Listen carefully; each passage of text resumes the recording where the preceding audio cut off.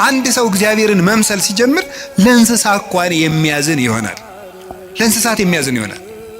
ዛሬም ድረስ አሉ ለእንስሳት የሚያዝኑ። በገጠር ያሉት ያዝናሉ። የከተማው ሰው እንጃ ያላውቅም፣ ከተማ ስለማልኖር። የገጠር እናቶች ጤፍ እንኳን ሲያበጥሩ ለወፎቹ ይተውላቸዋል፣ እንዲለቅሙ ይተውላቸዋል። ለዝንጀሮ ይተዋል።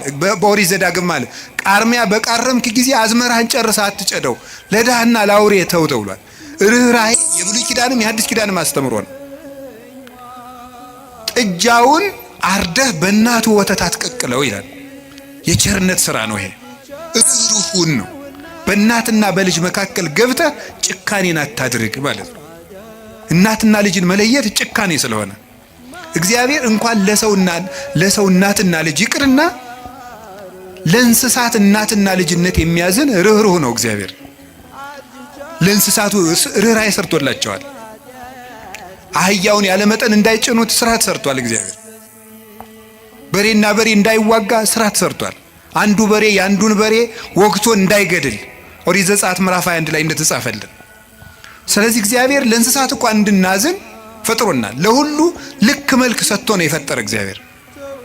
ሁሉም እንኳን እሱ የእሱ ቅዱሳን እንኳን ቅዱሳን እሱ የፈጠረው ፍጥረት እንኳን መልካም ነው። 6 ቀን የፈጠረው ፍጥረት ሁሉ ወሬ እግዚአብሔር ከመሰናይ ወሬ እግዚአብሔር ከመሰናይ እግዚአብሔርም ያ መልካም እንደሆነ አየ እያለን የደመደመው የፈጠረው ፍጥረት ሁሉ እግዚአብሔር መልካም ነው።